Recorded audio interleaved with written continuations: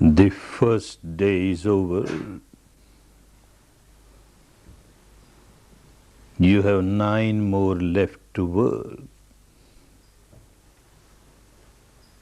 To work very hard. To get the best result of your stay here, you have to work very hard, diligently, ardently, patiently, but persistently, continuously. It is your own hard work which will give you the best fruits of your stay here. Nothing else. Your own hard work. From morning 4, 4:30 till night 9, 9:30, you have to keep on working very diligently, continuously. Of course, every evening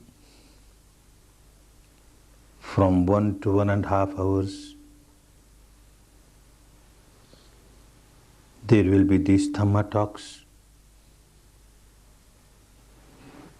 And understand they are not for any kind of an intellectual entertainment. They are just for you to understand the technique, what it is, how you have to work.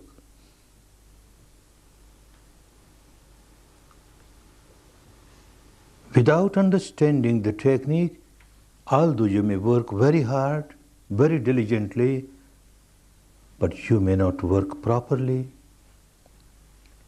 And if you don't work properly, you can't expect the results, the good results that everyone gets by practicing this technique. So these evening talks are to understand how this technique wants you to work, and then work accordingly.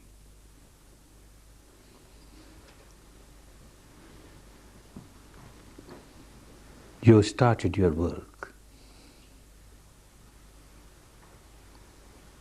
observing respiration, the incoming breath, the outgoing breath, as it comes in naturally, as it goes out naturally.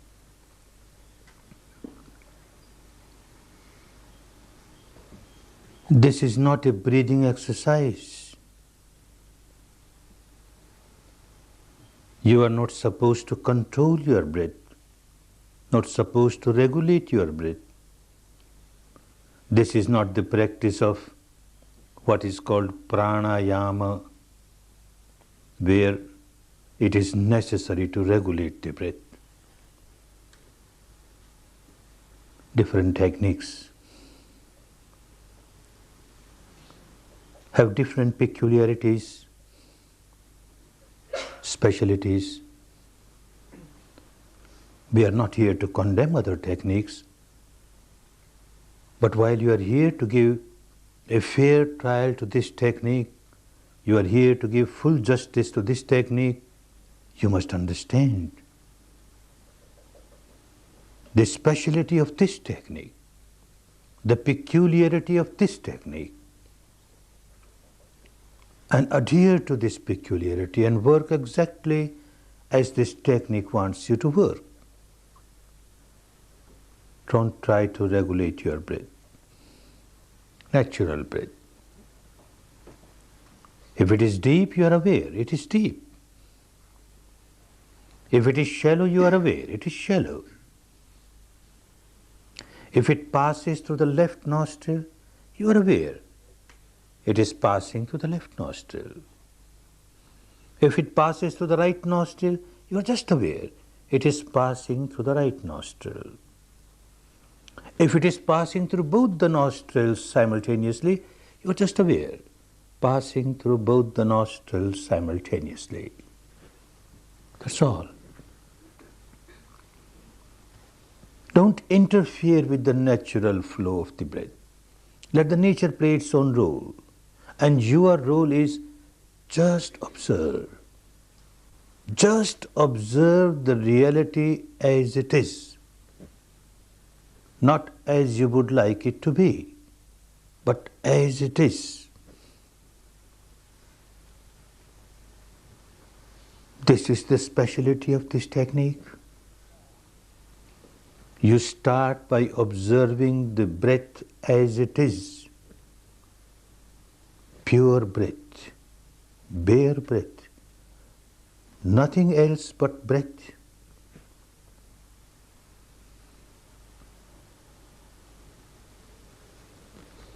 I know with the experience of thousands of students who come to the courses that the first day is a difficult day.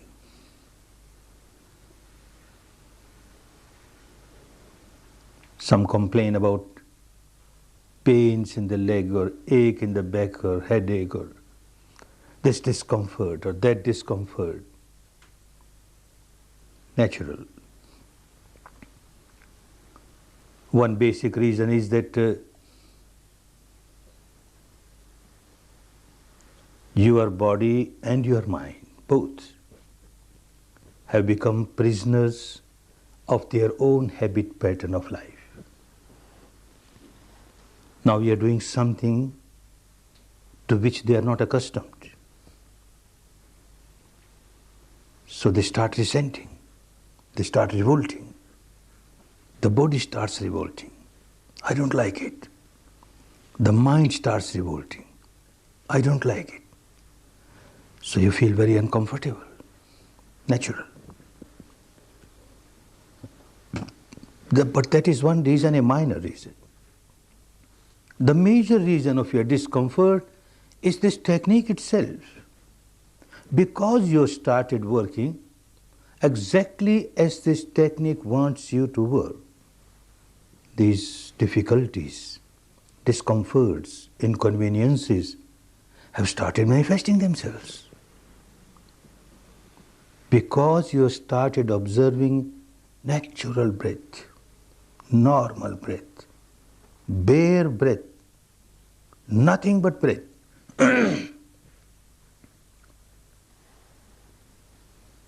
There are many techniques where, along with the awareness of the breath, you are asked to recite any word mentally. Recite a word, a mantra, a phrase. Keep on repeating it mentally, keep on repeating it mentally.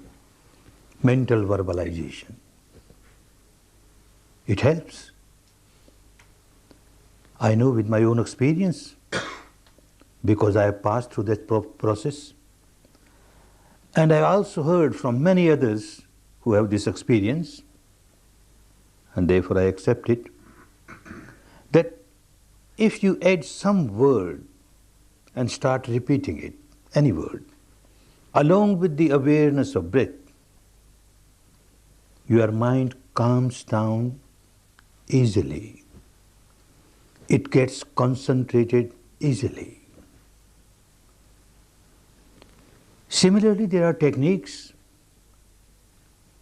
where, along with the awareness of the breath, one is asked to visualize, imagine a shape, a form,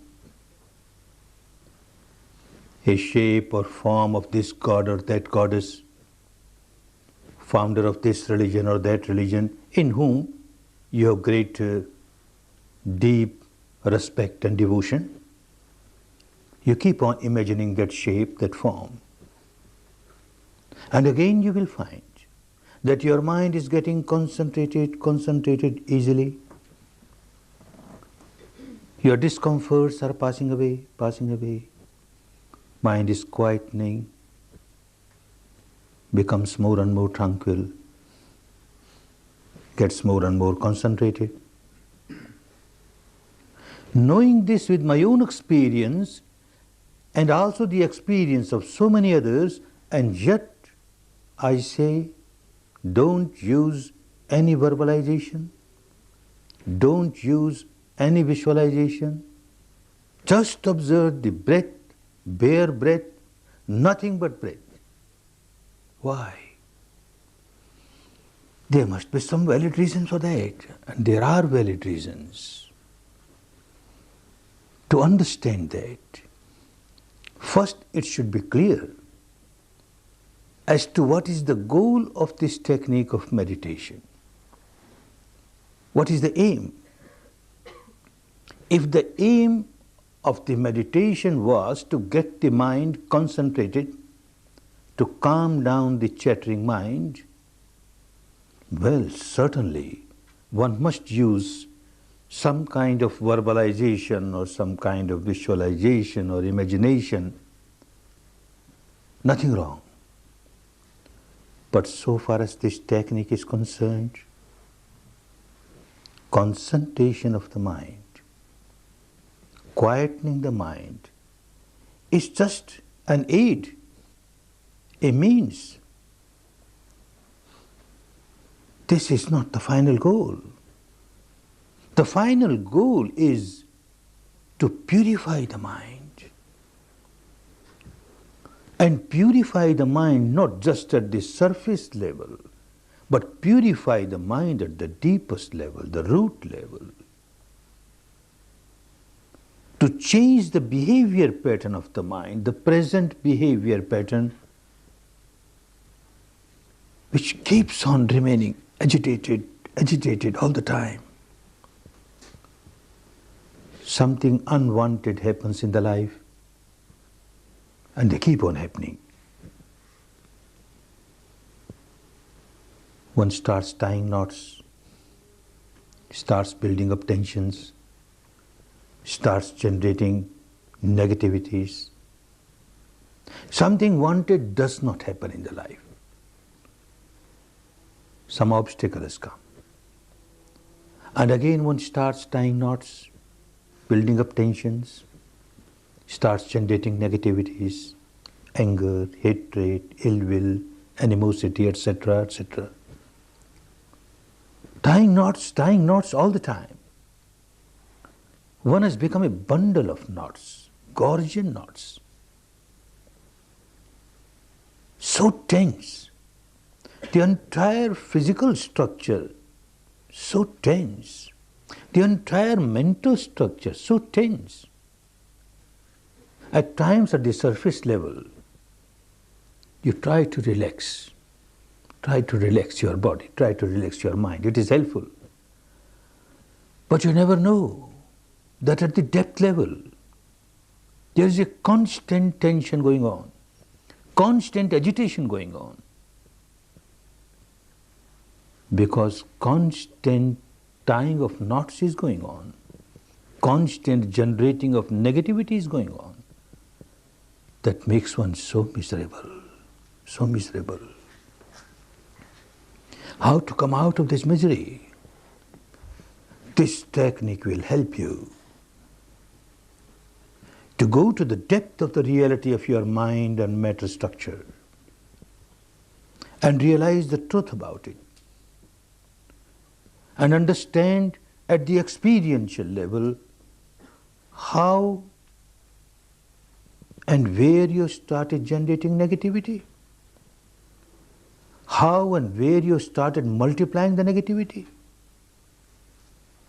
That means you started generating your misery and started multiplying your misery. You must go to the source of your misery.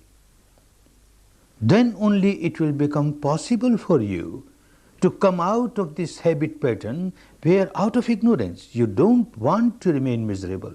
You don't want to multiply your misery, and yet you remain miserable, and yet you keep on multiplying your misery because you are ignorant what is happening deep inside. You don't know. This technique will help you. All the saints and sages and seers of the past have said Know thyself. Know thyself. They became saints because they knew themselves. They passed through the process of exploring the truth about oneself. Know thyself not merely at the intellectual level, that won't help. Know thyself at the actual level, that means the experiential level. What is this to which I say I? This corporeal, physical, bodily structure, this mental structure, the combination of the two, is this I? Tremendous amount of attachment towards this physical structure, the mental structure, by identifying oneself with it as I. And the resultant misery. When you identify yourself with the matter and the mind, and you develop attachment towards it, you start becoming tense. You start tying knots. And the misery starts. To accept it merely at the intellectual level, or even to accept it at the devotional level, because an enlightened person has said so, doesn't work. At the actual level, you have to explore the truth, the reality of your entire being, the mind, the matter, from the surface level, the apparent grossest level, going deeper, deeper, deeper, subtler, subtler, subtler, subtlest level. This technique will help you to explore the truth of the entire field of matter, to explore the truth of the entire field of mind at the experiential level. If someone wants to realize the truth at the experiential level, one has to work within the framework of the body, not outside. So the technique will help you to explore the reality within the framework of your own body.